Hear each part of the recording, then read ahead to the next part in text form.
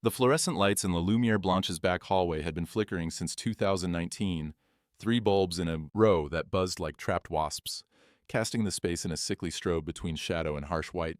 Aria Lennox stood beneath them at 9:47 a.m., tying the strings of her graying apron with the mechanical precision of someone who'd performed this ritual 600 times. The fabric smelled of bleach and yesterday's truffle oil, a combination that would have made her stomach turn back when she still allowed herself to feel things like disgust or disappointment. The morning prep chaos leaked through the kitchen doors, the industrial hiss of the dishwasher, someone's Bluetooth speaker playing trap music at too low volume, to enjoy but too high to ignore, and Magnus Velden's voice, already sharp as a blade at this ungodly hour. Arya could time her days by the escalation of his fury. Quiet condescension at 10, full-volume tyranny by noon, brittle desperation by closing. She caught her reflection in the steel napkin holder hanging by the server station. The woman staring back looked like a photograph left too long in the sun. All the color bleached out, edges gone soft with resignation, deliberately plain, makeup-free skin that used to glow under kitchen heat, hair yanked into a bun so tight it gave her headaches. Good, she thought. Headaches are better than recognition. Arya, stop standing there like a ghost. Magnus's voice cracked through her meditation. She turned to find him in the kitchen doorway, his chef's whites so pristine they practically glowed. Suspiciously clean for someone who claimed to have been prepping since dawn. His arms were crossed, one eyebrow arched in that expression of performative disappointment he'd perfected. Table 12 needs water, or is that too complicated for you? Behind him, Eduardo, a young line cook with hands that moved like prayers over his prep station, flinched at the tone. The other servers, Jesse and Marcus, exchanged a look that said everything and nothing. Here we go again. Thank God it's not me. Should we say something? No, we need this job. Right away, chef, Arya said, her voice flat as a hospital monitor on a dead patient. She grabbed the pitcher with hands that had once filleted a whole branzino in 45 seconds, that had earned a Michelin star before her 30th birthday, that had worn a wedding ring until the day the lawyers made her take it off. Keep your head down, she told herself as she moved through the dining room. Don't correct him when he serves hollandaise. That's clearly just Duke's mayo and French's mustard. Don't react when he takes credit for the creme brulee you fixed last Tuesday, when his blowtorch technique left it tasting like propane. You're not Arya Sterling anymore. That woman burned to death 3 years ago in a fire. Everyone thinks she started. The thought landed like it always did. A punch to the solar plexus, quick and breathless. At the 15-second mark, as Arya set down water glasses at table 12, with the precision of a surgeon placing instruments, a voice cut through the restaurant's ambient noise. Deep, smooth, omniscient. Welcome to Billionaire Heart Stories, where the rich think wealth is power, but discover too late that the heart keeps its own ledger. The voice seemed to come from everywhere and nowhere, a narrator only she could hear in her mind. It was the voice of fate, of justice deferred but not denied, of stories that always found their reckoning. The lunch service devolved into the usual theater of small cruelties. A customer at table 7 complained his steak was overcooked. Magnus, rather than acknowledge the kitchen's error, turned to Arya in the middle of the dining room, 40 pairs of eyes suddenly watching, and said loud enough for everyone to hear, "Did you somehow communicate the temperature wrong? Because this gentleman says you told him we recommended medium rare." She hadn't. The ticket clearly said medium, but she'd learned that truth was a luxury she couldn't afford. "I apologize, sir," Arya said to the customer, her voice steady, even as something inside her withered a little more. "I'll have the kitchen prepare a new one immediately." The customer looked uncomfortable with the public humiliation, which made it worse somehow. Magnus's lips curved into something that wasn't quite a smile. Dominance established. Territory marked. Arya retreated to the dish station, where Eduardo was elbow-deep in soap suds. He caught her eye, shook his head slightly. "I'm sorry." But what could he say? They were all hostages to their rent checks, their student loans, their promises to family members in other countries who believed American streets were paved with opportunity. At 2:17 p.m., during the lull between lunch and dinner prep, Arya was wiping down table 7 when she heard it. 2 men in Brooks Brothers suits loosening their ties, voices lowered but not quite whispered. "Hale's coming here tonight. I heard he specifically requested a reservation." Her hand froze mid-wipe. The rag in her fingers suddenly weighed 1,000 pounds. "Hale, Sebastian, no, not here. Not after 3 years of successfully staying dead." "Yeah?" the other man said. "That's interesting. I heard he's been on some kind of culinary pilgrimage, searching for something." "Or someone," the first man said, and they both laughed, that knowing laugh of men who trafficked in gossip dressed up as networking. Arya forced herself to finish wiping, to fold the rag, to walk back to the kitchen on legs that felt like water. Her pulse hammered against her ribs. He doesn't know you're here. He can't know. You're invisible. You're no one. But some treacherous part of her, the part that still kept a photograph folded in her pocket, creased soft as tissue paper from being held, whispered, "What if he does?"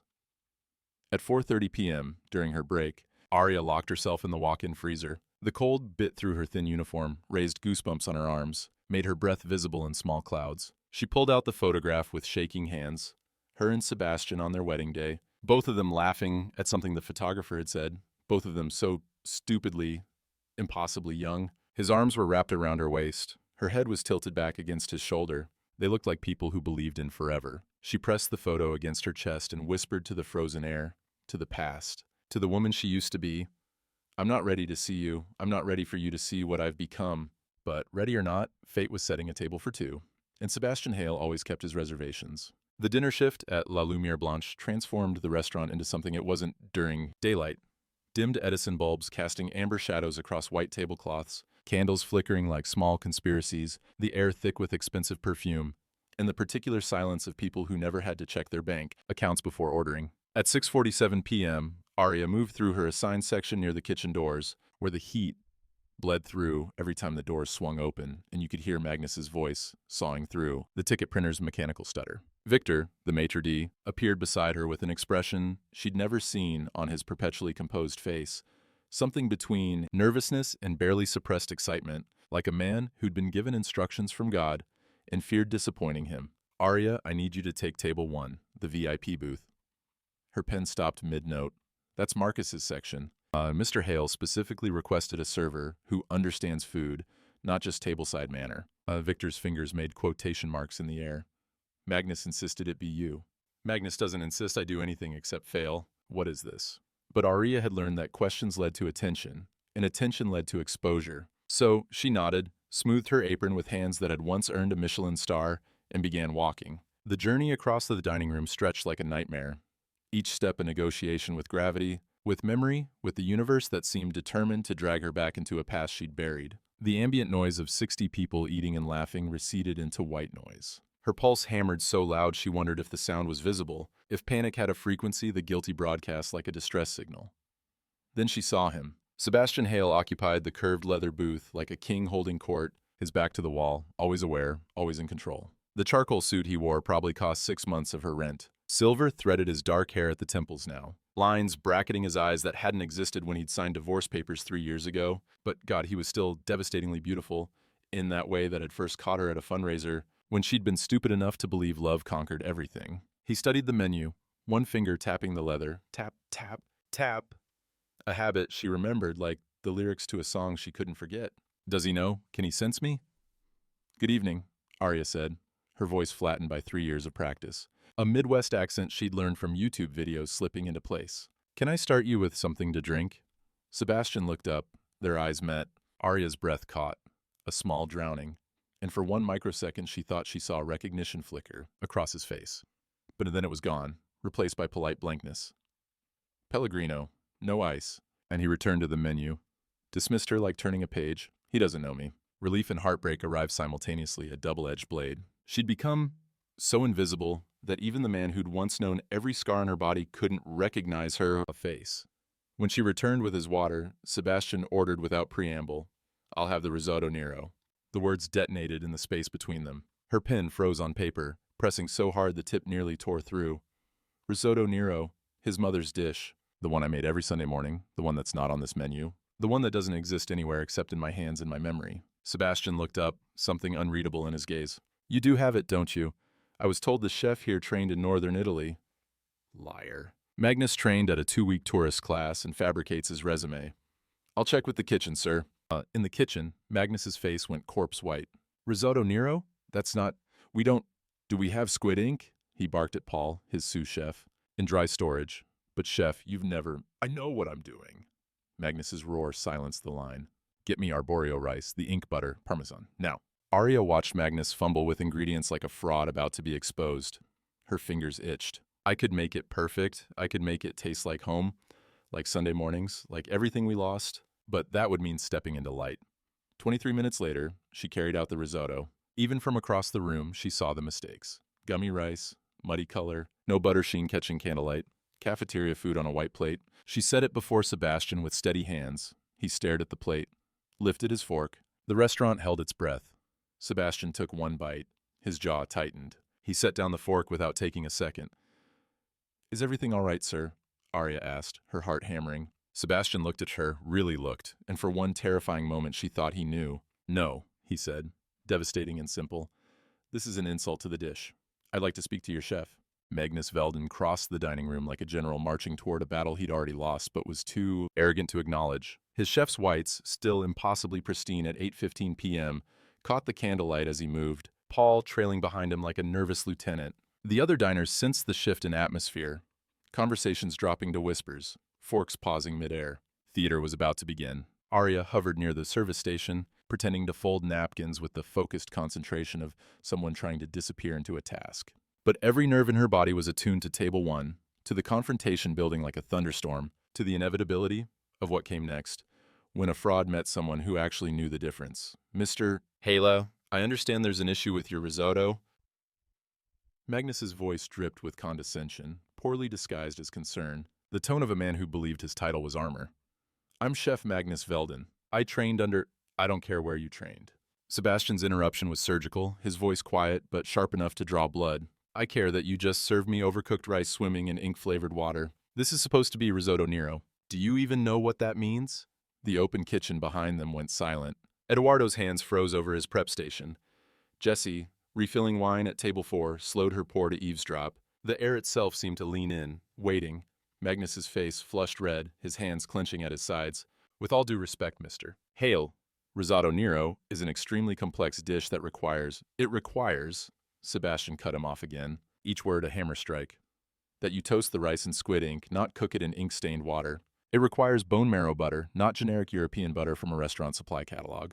It requires the rice be al dente, with a bite, not mushy. And it requires a chef who actually knows what they're doing."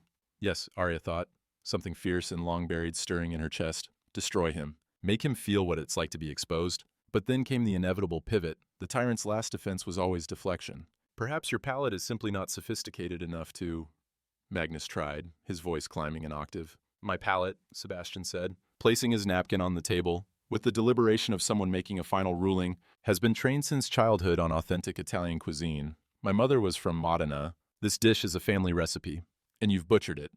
The words landed like a verdict. 60 people watched a billionaire dress down a chef, and the silence was exquisite. The particular quiet that comes when everyone recognizes truth being spoken. Magnus was visibly shaking now, humiliation curdling into rage. He turned, his finger jabbing toward Arya like a weapon. "You! Did you relay the order incorrectly? Is that why?" "Don't." Sebastian's voice dropped to ice. "Don't blame your staff for your incompetence. I've seen enough." He stood, adjusted his cufflinks with casual finality. "Your restaurant is a beautiful facade with no substance, like most things in this neighborhood."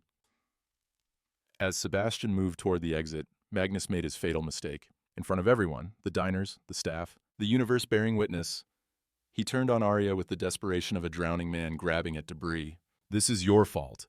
If you hadn't written the order wrong, I would have had time to prepare properly." I wrote it correctly, chef," Arya said quietly, her voice steady even as something inside her cracked. "You saw the ticket. Don't you dare contradict me." Magnus stepped toward her, his finger jabbing the air between them. "You're lucky you even have a job here. Do you know how many servers would kill for this position? You're replaceable. You're nobody." And the word echoed. Nobody, nobody, nobody. Bouncing off the exposed brick walls, the mercury glass mirrors, the beautiful emptiness of this place. But I'm not nobody, Arya thought, the old fire flickering somewhere deep in her chest where she'd tried to drown it. "I'm someone you destroyed. I'm someone who could cook circles around you with my eyes closed. I'm someone who—" "You're right, chef," she heard herself say, eyes downcast, playing the role she'd perfected. "I apologize." Sebastian had stopped at the door. She felt his gaze on her like a touch, like a question. For one moment, she thought he might intervene, might defend her the way he used to defend her from critics and investors who doubted her youth. But he didn't. He just pushed through the door and disappeared into the Manhattan night, taking with him the last ghost of who they'd been. The dining room slowly returned to its buzz. Magnus stormed back to the kitchen, already yelling at Eduardo, and Arya stood frozen, holding the weight of her humiliation like a crown she couldn't take off. Tuesday morning arrived cold and unforgiving, the kind of November dawn where the city looked like it had been sketched in charcoal. All gray buildings, against grayer sky, steam rising from subway grates like industrial ghosts. Aria reached La Lumière Blanche at 6:15 a.m., an hour before her shift, because Eduardo's text had come at midnight. Magnus fired me, says I'm not good enough. Can you help me get my stuff? She found him sitting on the curb outside the restaurant, a cardboard box of kitchen tools in his lap, his knives wrapped in a dish towel, a worn copy of The Professional Chef with pages dog-eared and notes scribbled in Spanish margins, a photo of his little sister taped inside the box lid. He was 22 and looked about 15 in this moment, defeat written across his young face in the particular language of dreams deferred. I needed this job, Eduardo said quietly, staring at the pavement where someone had spilled coffee that had frozen into a small brown glacier. My little sister, Maria, she's starting college in the fall. I was saving for her books. Aria sat beside him on the cold concrete, feeling it bite through her thin jacket. The city was just waking. Garbage trucks groaning down 14th Street, delivery vans double-parked with hazards blinking, the smell of fresh bagels mixing with exhaust fumes and that indefinable New York scent of ambition and desperation baked into the asphalt. She knew this feeling too well. The moment your lifeline gets cut and you free fall, watching the ground rush up to meet you. Magnus is a coward, she said. He fired you because you witnessed his failure last night. You're a better cook than he'll ever be. But I'm nobody. Eduardo echoed Magnus's words like they'd been branded into his skin. No culinary school degree, no connections, just a line cook who sends money home. Aria was quiet, thinking about invisibility and survival, about the price of staying hidden. When you could help someone else step into light, then, can you be here at 5 a.m. tomorrow, before Magnus arrives? Eduardo looked at her confused. Why? Because I'm going to teach you 3 recipes that will get you hired at any kitchen in this city. Real recipes, not the garbage Magnus serves. But how do you... Don't ask questions, Aria said, softer now. Just trust me. 5 a.m. tomorrow. Bring your knives. Inside the restaurant, she found Jessie crying in the staff bathroom, mascara running in black rivers down her cheeks, phone clutched like a lifeline. My mom just texted. They're evicting her. The landlord raised rent 40%. She's on disability. She can't afford it. Aria had $847 in her checking account. Rent was due in 6 days, and she was already 3 months behind. But she heard Nonna Julia's voice, memory soft. Piccola, money returns. Kindness is the investment that compounds forever. How much does she need? $1,200. But I can't ask you to... Consider it a gift, Aria said, already pulling out her phone. I'll Venmo you after my shift. Why would you do this? Jessie whispered. You're struggling too. 'Cause someone needs to be kind in this place. The day shift began with Magnus's fury amplified, throwing pans, forcing Marcus to re-polish every wine glass, making Aria mop the bathroom 3 times, but he was distracted, checking his phone constantly, disappearing into the office where raised voices leaked through the door. At 2:17 p.m., Aria heard it, Magnus and Vincent arguing. Told you to make that risotto perfect. Hale was supposed to invest. You said he'd never know the difference.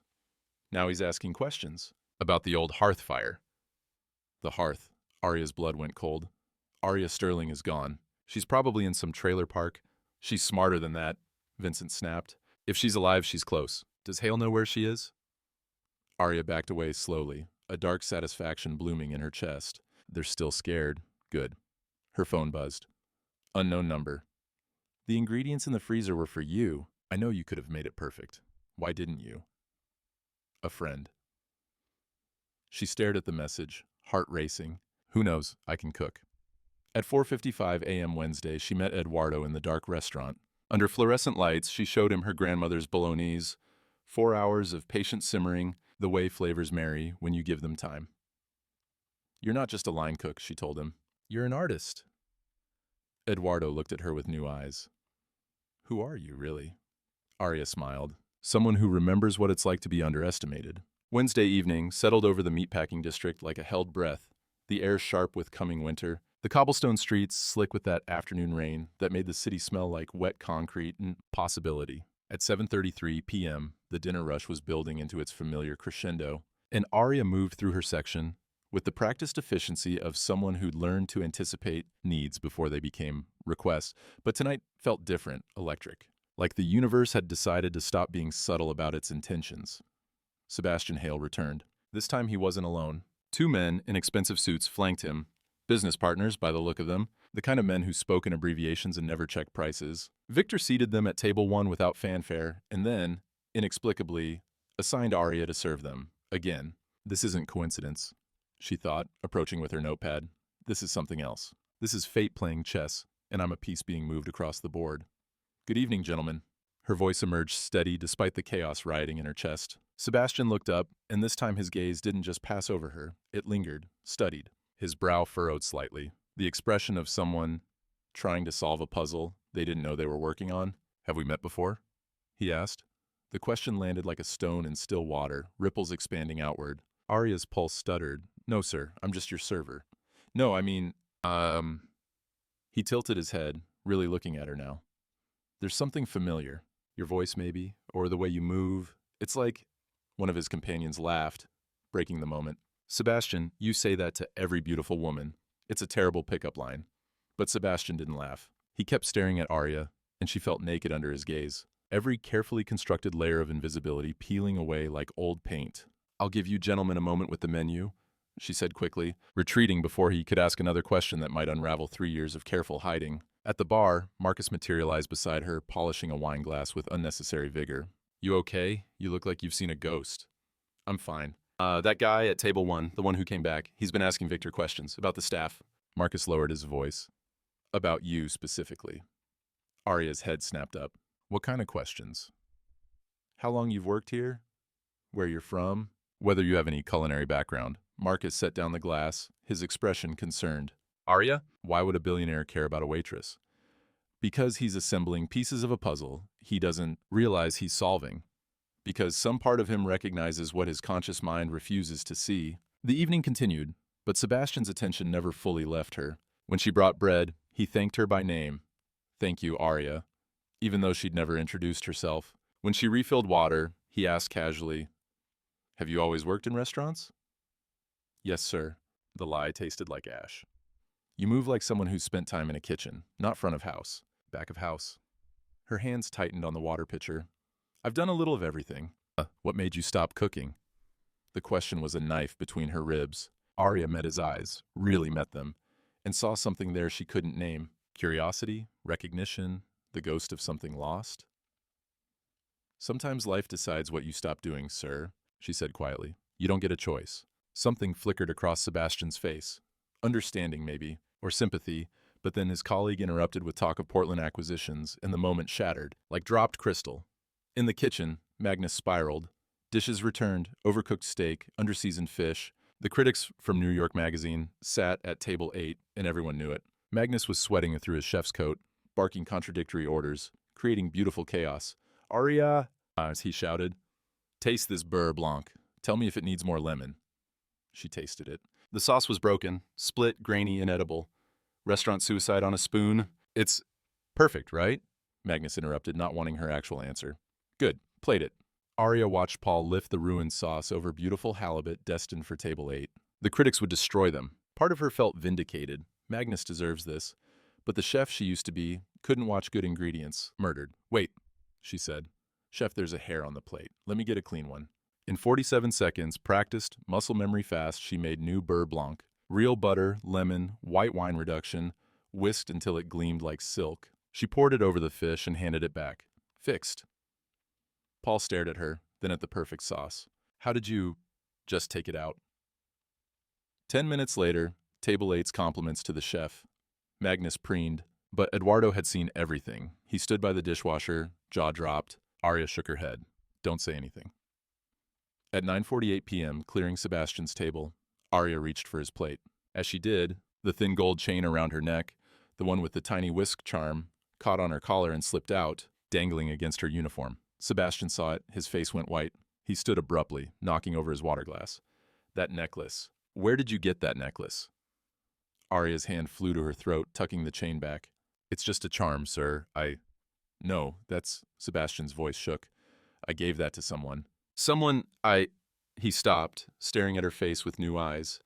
My God. Arya, No, it can't be. The restaurant held its breath. Arya ran. Arya didn't stop running until she was 6 blocks away, gasping for air in a dark corner of Washington Square Park, where the streetlights barely reached, and the November cold bit through her thin uniform like teeth.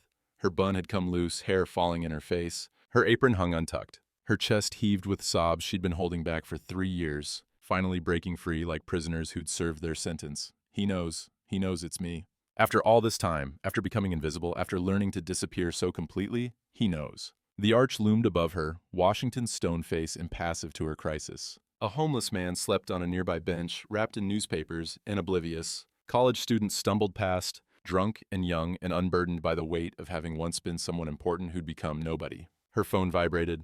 La Lumière Blanche. She silenced it. It rang again and again. Text messages flooded in like an incoming tide. Marcus, WTF just happened. That guy is losing his mind. He's demanding to see you. Jesse. Arya, please come back. Magnus is threatening to fire all of us if you don't return. No number.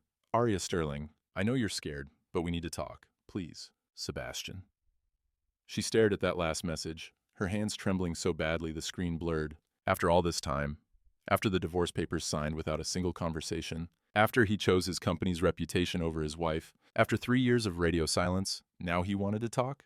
Her phone rang. Unknown number. Against every instinct screaming at her to run farther, to disappear completely, she answered. Arya. Sebastian's voice. Raw, desperate, stripped of all the polished control she remembered. Don't hang up, please. Silence. Her throat had closed completely, words trapped behind years of accumulated grief. I've been looking for you for 2 years, he said, the words tumbling out fast, like he was afraid she'd vanish if he paused. When I realized what I'd done, what I let them do to you, I hired investigators, private forensic teams. I found evidence, Arya, security footage, financial records, text messages. I know you didn't start that fire. I know it was Vincent Harrow and Magnus Veldin. I have everything we need to prove it. You didn't look hard enough. Her voice emerged cold, sharp as broken glass. I've been 10 blocks from your office for over a year. I know that now. God, I know. His voice cracked. When I saw you tonight, when I saw that necklace, you kept it. After I abandoned you, after I failed you in every way that mattered, you kept it. And I kept it to remind myself, Arya said bitterly, each word deliberate as a knife stroke, that love isn't enough, that when things get hard, people choose themselves. You're right. You're absolutely right. The admission sounded like it cost him everything. And I don't deserve your forgiveness. I don't deserve anything from you. But Arya, please, come back to the restaurant tomorrow night. Let me do what I should have done 3 years ago. Let me expose them. Let me give you back everything they stole. I don't want your charity, Sebastian. It's not charity. It's justice. His voice strengthened, found its footing. And it's not just for you. It's for Eduardo, for Jesse, for every person Magnus has terrorized. Every chef whose recipes he's stolen. Every dream Vincent Harrow has burned to the ground for profit. Come back tomorrow, 8 p.m. I'll make sure you're protected. Why tomorrow? Because tonight, I put the pieces together. Tomorrow, I end this. Arya hung up without answering. She sat on a park bench, watching NYU students stumble past in their bubble of youth and invincibility, and thought about the 2 paths in front of her. Run again, Portland, Austin, Seattle, another anonymous kitchen in another anonymous city, or stay and fight. Her grandmother's voice, memory soft. Never let anyone steal your fire, Piccola. At 11:47 p.m., walking home through streets that glittered with reflected neon and broken promises, she passed the burned lot where the hearth once stood. Construction fencing surrounded it now, and a sign proclaimed in bold letters, Future Home of Harrow Luxury Condos. Vincent's name was on it, his company logo, his victory monument built on her ashes. Arya's hands curled into fists. Back in her studio apartment, 400 square feet of everything she had left, she couldn't sleep. She paced, made tea that went cold, looked at old photographs, her in chef's whites, holding her Michelin star plaque, Sebastian behind her with his arms around her waist, both of them grinning like idiots who believed in forever. Who were those people? Are they still inside us somewhere, or did the fire burn them away too? At 3:47 a.m., watching dawn paint her brick wall view in shades of gray, she texted Sebastian, I'll be there, 8 p.m., but I'm doing this my way. His response came immediately, like he'd been awake all night waiting. Your way, always. Arya set down her phone and looked at her reflection in the dark window. The ghost of who she'd been, the shadow of who she'd become, and somewhere between them, the person she was about to be. Tomorrow, she would step back into the light. Tomorrow, she would remember how to burn. Thursday morning arrived with the brittle clarity of a day that would change everything. Arya reached La Lumière Blanche at 10 a.m., an hour later than usual, and the difference felt significant. A small rebellion, a declaration that the old rules no longer applied. The restaurant looked different in full daylight, less romantic, more honest. You could see the dust on the Edison bulbs, the chip in the marble bar, the grease stains on the exposed brick that candlelight usually forgave. Magnus was waiting, and he was incandescent with rage. His chef's whites were wrinkled for the first time in memory, his eyes red-rimmed like he hadn't slept. He intercepted her at the door, blocking her path with his body, a physical intimidation he'd never tried before. "You ran out on customers last night." Spittle flew from his lips. "You embarrassed me in front of a VIP. You're lucky I don't fire you on the spot." And the old Arya would have apologized, would have made herself smaller, would have absorbed his fury like she absorbed everything else. But something had shifted in the night. Some tectonic plate inside her had moved, creating new geography. "Then fire me," she said calmly. Magnus blinked, genuinely shocked. In 14 months, she'd never talked back. "What did you say?" "I said fire me." Arya met his eyes without flinching. "Or don't. Either way, I'm done being afraid of you." Magnus stepped closer, his face purple, a vein throbbing at his temple. "You're nothing. You're a failed waitress in a city full of people who would kill for your job. You think you're special? You think—" "I think," Arya interrupted, her voice steady as a blade, "that you're a fraud. I think you can't cook. I think you steal credit for other people's work. And I think you're about to lose everything." The words hung between them like a thrown gauntlet. Magnus's mouth opened and closed, searching for a response that wouldn't come. Behind him, Eduardo and Jesse watched with barely concealed amazement. Arya walked past him into the dining room, and it felt like walking through a doorway into a new life. The day shift was tense, electric with unspoken knowledge. Word had spread among the staff. Sebastian Hale had reserved the entire restaurant for tonight, some kind of private event, only essential staff required. Magnus was a wreck, burning dishes, snapping at everyone, his hands shaking when he thought no one was watching. At 4 p.m., Vincent Harrow arrived with 2 men in suits, lawyers, definitely lawyers. With their leather briefcases and practiced expressions of board competence, he and Magnus locked themselves in the office. Arya, wiping down nearby tables, caught fragments through the door. "If he knows, we bury it. She can't prove anything after 3 years. Worst case, we settle and disappear." It's at 6:30 p.m., Arya changed in the staff bathroom. She'd brought the only nice clothes she owned, a simple black dress she'd worn to her grandmother's funeral, pearl earrings that had been Nonna Julia's, hair brushed loose for the first time in months. She fastened the gold chain with the whisk charm on the outside of her dress. Visible, deliberate. Looking in the mirror, she saw herself, really saw herself, for the first time in 3 years. Eduardo found her. "Arya, what's happening tonight? Everyone's scared. Magnus said we might all be fired." You're not getting fired," she said, touching his shoulder. "Trust me." At 7:45 p.m., they arrived. Not customers, reporters. New York Times, Food Network, NY1 News, cameras, lights, notebooks. Magnus went the color of old paper. "What is this?" he demanded of Victor. "A private party," Victor said tightly. "A very private party." At exactly 8 p.m., Sebastian Hale walked through the door. But he wasn't alone. His legal team, a police detective with a shield on her belt, a fire marshal carrying a folder thick with documents. The dining room fell silent, that particular silence that precedes revelation. Sebastian's eyes found Arya across the room. He nodded. "Are you ready?" She nodded back. "Let's end this." The restaurant had transformed into something between a courtroom and a theater. Cameras positioned in corners, like witnesses, the air thick with anticipation, and the particular electricity that precedes justice. Arya stood in the center of the dining room, no longer a server, but something else entirely, a woman stepping back into her name. The staff lined the walls, Eduardo gripping a dish towel like a lifeline, Jesse crying quietly, Marcus recording everything on his phone. Magnus looked like he'd aged a decade in 10 minutes, his chef's whites finally showing sweat stains, the armor cracking. Vincent Harrow's mask of composure was fracturing, revealing the desperate predator beneath, his silver hair suddenly looking less distinguished and more like camouflage that had failed. "Arya Sterling," Detective Linda Chen said, stepping forward with a badge and the weary authority of someone who'd seen too many crimes go unpunished. "Miss Brisbane." "Miss Sterling, we've reopened the investigation into the hearth fire. Based on evidence provided by Mr. Hale's forensic team, we'd like your statement." Arya felt the weight of 3 years pressing down.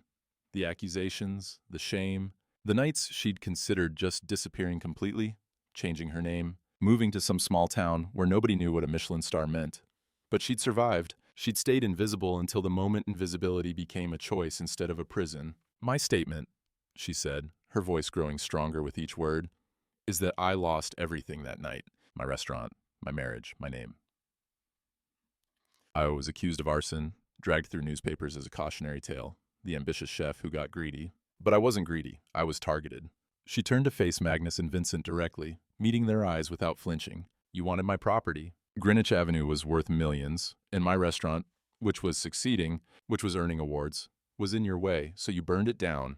You planted evidence. You made sure my keycard showed I was there because you stole it 2 weeks earlier during a kitchen inspection.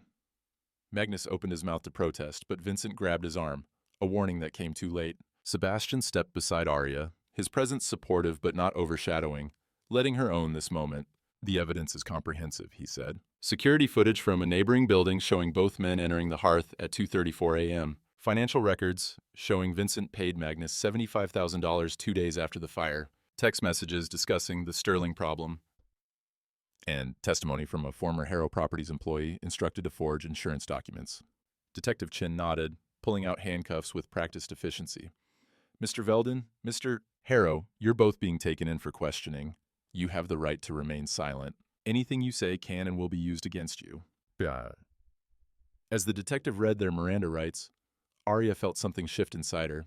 Not closure exactly, but the beginning of it. A weight lifting, the shame she'd carried dissolving like salt in water. Magnus went quietly, defeated, all his bluster evaporated. But Vincent fought until the end. This is harassment. My lawyers will bury you. The dining room erupted as police led them out in handcuffs. Jesse was sobbing. Eduardo looked like he was watching a miracle. Marcus whispered, "Holy shit, the Arya Sterling. How did we not know?" "Because I didn't want you to," Arya said gently. Sebastian addressed the cameras. La Lumiere Blanche will close immediately. I've purchased the restaurant and all assets. Complete transformation. New management, new vision, new heart. He turned to Arya. I'd like to offer executive chef to Ms. Arya Sterling, if she'll accept. Applause erupted. But Arya didn't answer immediately. She looked around at this place that had held her captivity and her small rebellions. I'll accept on one condition, she said. Everyone who worked under Magnus keeps their job if they want it. Eduardo becomes my sous chef. We rebuild with dignity. Sebastian smiled, the first real smile she'd seen in 3 years. Done. Later, alone in the empty restaurant, Arya asked, "How did you really find me?" Sebastian looked sheepish. I've been watching Harrow's properties for 18 months. When I learned about this restaurant, I researched the staff. Your background was too clean. A waitress with no history before 14 months ago. That's someone hiding. So you tested me, the risotto. I thought if you were here, you'd be the only one who could make it right. He paused. I don't expect forgiveness. I just want the chance to earn back what I lost. I don't forgive you yet, Arya said quietly. Not for believing them.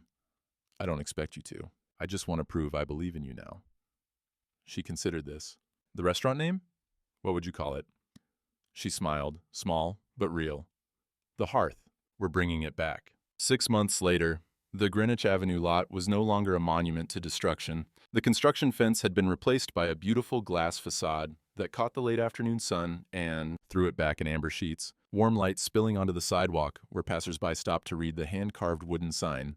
The Hearth. Inside, Arya Sterling stood in her chef's whites, real whites, custom-fitted, embroidered with her name in elegant script over her heart. Her hair fell in loose waves past her shoulders, touched with caramel highlights that caught the kitchen light. She'd gained back the weight she'd lost living on ramen and fear, her face fuller, her eyes bright with something that looked dangerously close to hope. The kitchen around her hummed with the particular energy of a soft opening.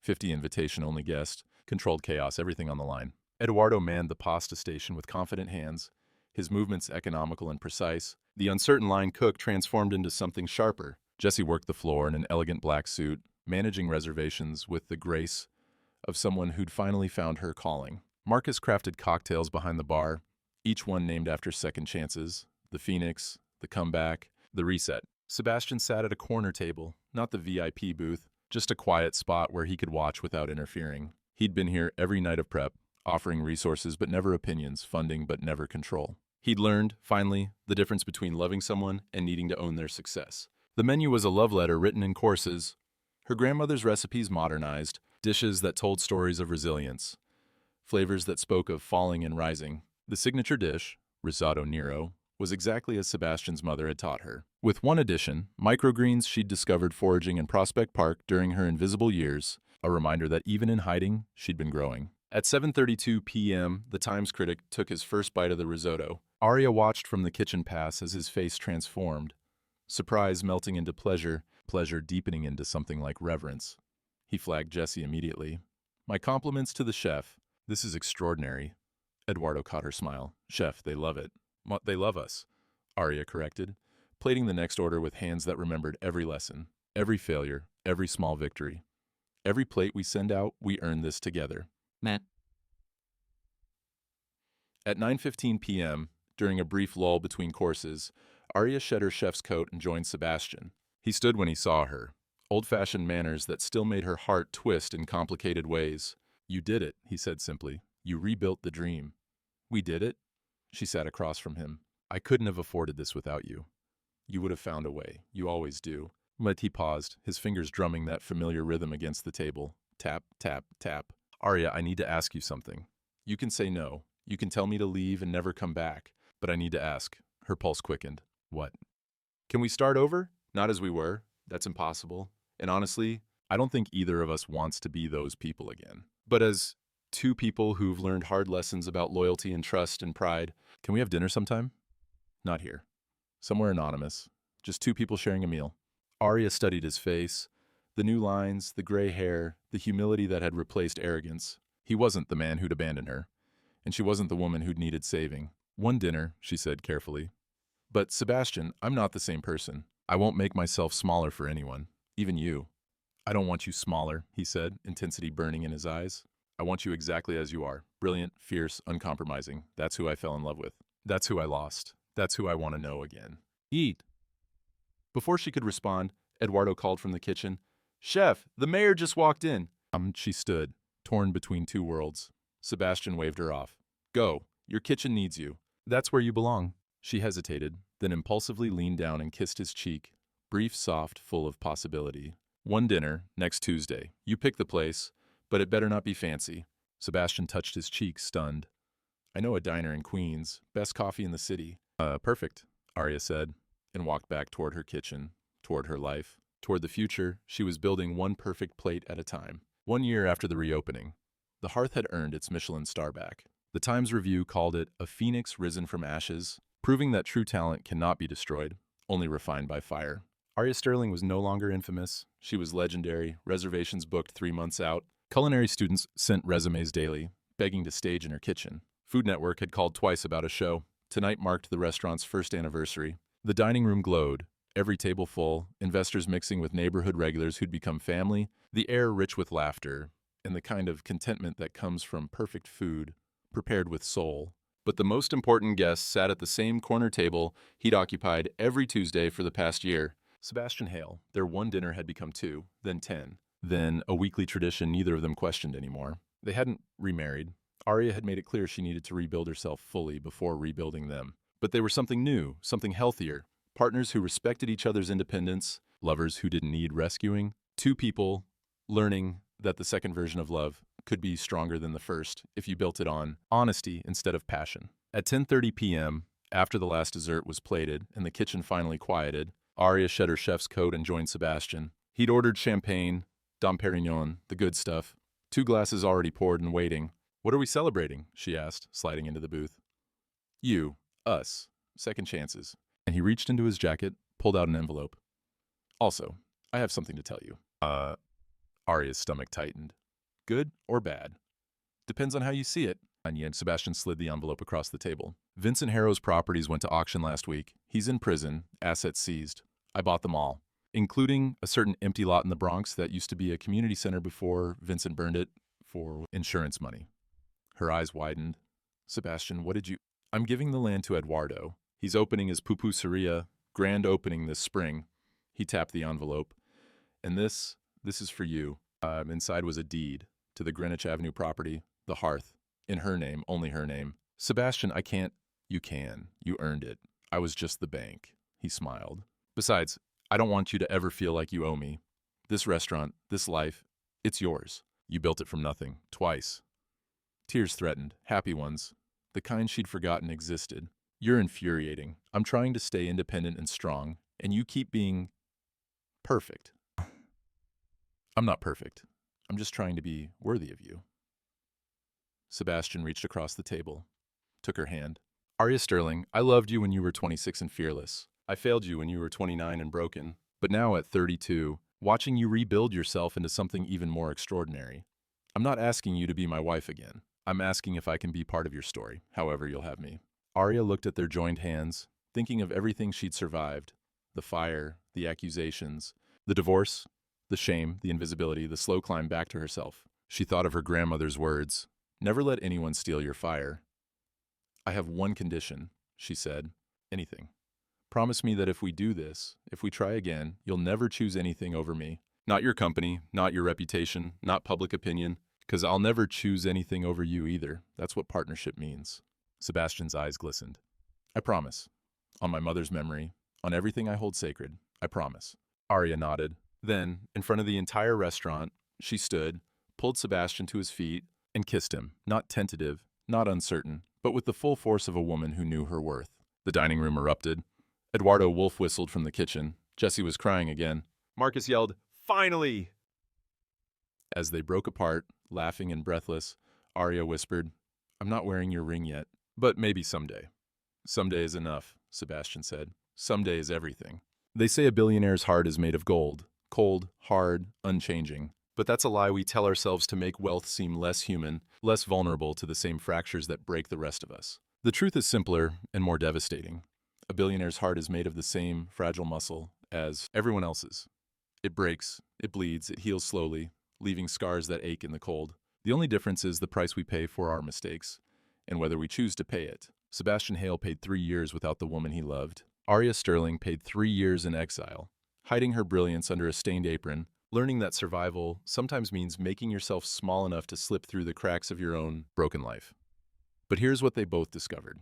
Money can't buy redemption. Power can't demand forgiveness. The only currency that matters, in matters of the heart, is showing up day after day, proving through action what words can never capture. A single dish, made with soul, served with love, is worth more than any empire. Knowing yourself so completely that no one can ever make you feel small again is the truest wealth. And if you're very lucky, if you learn your lessons and earn your second chances, you might find that the heart you broke can heal strong enough to love you again, not because you deserve it, but because love, real love, is the one thing that grows more valuable when it's broken and mended. Welcome to Billionaire Heart Stories, where the richest lesson cost everything. And the reward? A plate of perfect risotto made by the woman who never stopped being a queen, even when the world called her nothing. Fictional disclaimer.